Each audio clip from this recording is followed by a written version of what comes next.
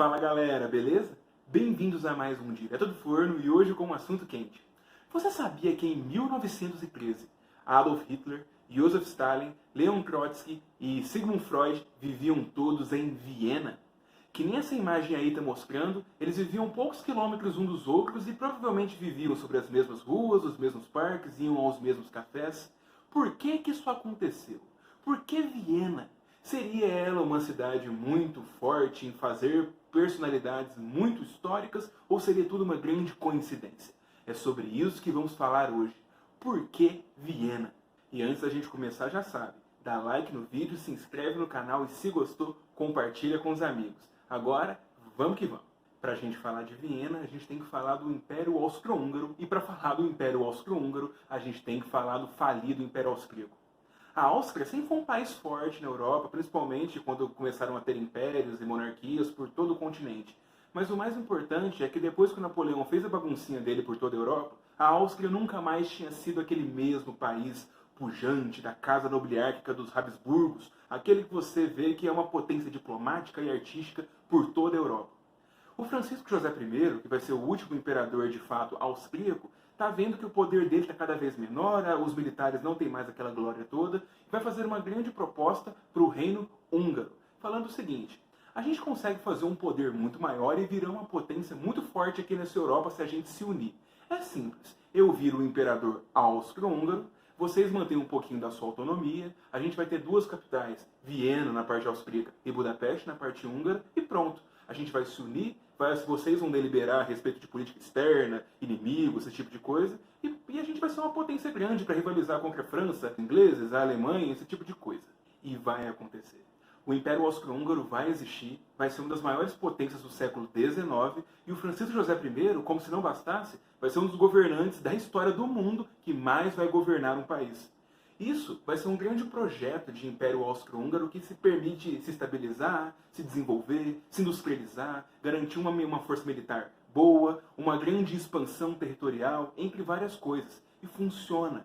O Império Austro-Húngaro vai ter uma galera gigante da Europa, um monte de etnias, línguas, religiões. Vai ter bósnios, sérvios, eslovenos, eslovaco, romeno, croata. Vai ter os tchecos, vai ter os poloneses, os ucranianos, os alemães. Vai ter uma galera imensa, judeus, ciganos, todo mundo naquele império gigante onde que acabava reconhecendo um monte de línguas e, como eu disse, um monte de visões de mundo. Essa é a grande questão do Império Austro-Húngaro. Como no século XIX, um século onde vários países estão querendo criar várias narrativas de nação, onde o seu país é o melhor do mundo, que merece conquistar mundos e fundos, e você vai lá e tem um país tão miscigenado, tanto em raça, quanto em língua, quanto em religião. Porque, afinal de contas, quando os austro-húngaros dominam a Bósnia, por exemplo, até islâmicos já vai ter lá no Império no século XIX. E essa é a chave para entender Viena no século XX. No século XIX, o nacionalismo que vai acabar se constituindo no Império Austro-Húngaro vai ser justamente um tipo de nacionalismo cosmopolita. Claro, como política de Estado, eles vão valorizar tradições, língua e muitas outras formas culturais da Alemanha, do Império Alemão, porque a gente sabe que fronteira não quer dizer muita coisa e a influência de língua, população, cultura, um monte de coisas acaba passando por fronteiras e fazendo arte. Mas o grande ponto é que esse nacionalismo cosmopolita era a única solução que os austro-húngaros tinham para fazer realmente uma nação tão miscigenada funcionar.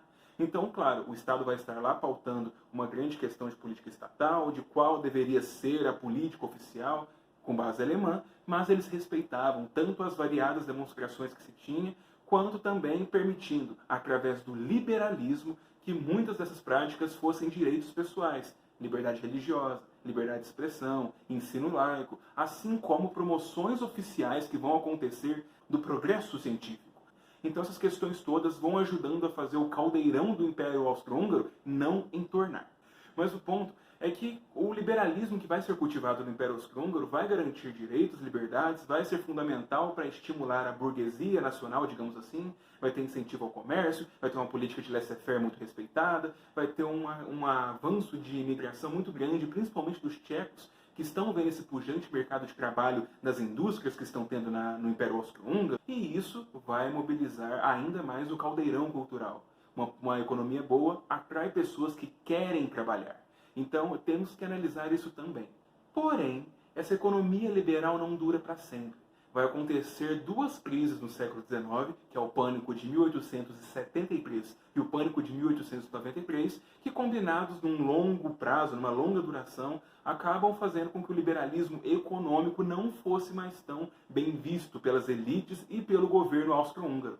Até porque deixava muita gente em empresa falida, banco falido, muita gente quebrada, e isso tinha repercussões sociais, além, e pasmem da coincidência, dos fatores do avanço de imigração, principalmente dos tchecos e poloneses, fazer com que o salário caísse. Afinal de contas, muita oferta de emprego faz o dinheiro baixar no salário, o que acaba gerando um efeito dominó e fazendo com que o salário geral do país caia. E as pessoas do Império Austro-Húngaro sentiram isso. Eles sentiram que a imigração estava chegando para roubar os empregos, para diminuir os salários, e assim muitos governos de base mais nacionalista e liberal, baseada realmente em antissemitismo, porque eles são judeus, os banqueiros que quebram os países, um nacionalismo contra os direitos ocidentais, valorizando a questão do folclore, do sangue, da vontade, do poder do povo austríaco com base alemã, assim como posições socialistas que estavam descrentes com o liberalismo, com o capitalismo e queriam uma alternativa para que as pessoas ganhassem mais dinheiro, para se desenvolvessem mais. Então, olha essa questão. Ao mesmo tempo que você tinha um liberalismo do século XIX constituindo essa sociedade cosmopolita, o próprio liberalismo naquele momento vai falhar em promover uma solução duradoura. Então é nesse momento que várias sugestões nacionalistas e liberais e socialistas vão acabar surgindo. Mas eu estou parecendo apostila aqui, economia, política, sociedade. Vamos falar então de cultura, porque é mais legal. A gente tem que entender também que a sociedade de Viena, a sociedade austro-húngara, também consumia arte que nem louca. Tinha muita arte, tanto na música com a arte erudita, muita pintura, escultura, arquitetura, as reformas urbanísticas de Viena, que as imagens estão passando aí com toda certeza.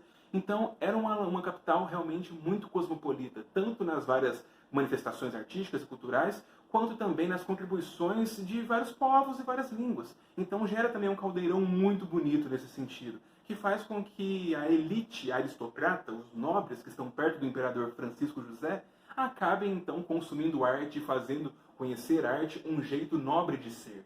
Arte é mais do que apreciar, é um estilo de vida, é um estilo de diferenciação. Eu sou nobre porque eu entendo a arte erudita e você não. Não preciso nem dizer que o pessoal que adora copiar os aristocratas, como por exemplo a classe média ou as classes mais desenvolvidas que querem parecer com quem tem poder, acabam então fazendo disso um jeito de viver também. De fingir ou pelo menos tentar conhecer muitas manifestações artísticas, fazer com que isso prolifere, tentar tentativas artísticas por si só. E isso faz da Áustria, e principalmente de Viena, uma capital cultural praticamente mundial. As pessoas saem da França, da Inglaterra, da Rússia e vão lá para Viena como uma capital diplomática e artística que era. E isso é uma coisa muito interessante, porque ao mesmo tempo que a gente vai ter, vamos dizer assim, nobreza, estamentos, classes sociais definidas com base no seu sangue, você vai ter a arte, que querendo ou não, naquele fim do século XIX, não obedecia mais aquele romantismo nacionalista, aquela arte de academia. Não. A arte naquele tempo era altamente subjetiva. As pessoas estavam ali no impressionismo, no expressionismo, no simbolismo, pessoas querendo realmente ver com o seu jeito, colocar as suas impressões do mundo real. E isso é um grande choque, porque é uma mistura de aristocracia, que era muito conservadora, retrógrada na visão do pessoal, e uma nova arte moderna, individualista.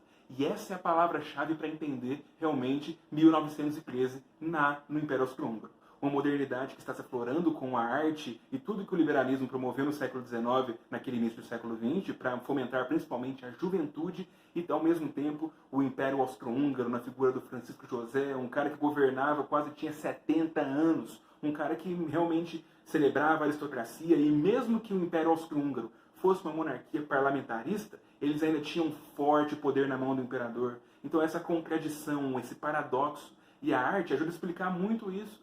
Porque com a falência do liberalismo que eu acabei de falar na política e na economia, nós vamos ter vários movimentos nacionalistas, coletivistas, que querem negar esse individualismo que está acontecendo. Ao mesmo tempo que nós temos movimentações individualistas artísticas, que querem realmente valorizar de uma maneira quase destoante o hedonismo, o sexo, a homossexualidade, tudo à prova, tudo sendo tentado naquele momento. Conservadorismo, modernismo, é o novo e o velho convivendo naquela cidade. E isso não ficava apenas, como eu disse, na questão artística. Quando eu disse dos socialistas, esse era o motivo que o Stalin e o Trotsky estavam lá. Quando eu falo da arte, da juventude querendo se comprovar, querendo participar dessa modernidade, é o motivo que Hitler, ainda apenas um cara tentando ser pintor na Academia de Belas Artes de Viena, ir morar em Viena. Assim como essa necessidade da individualidade, que também gera uma barreira quase física e científica na medicina, é por isso que Freud está lá.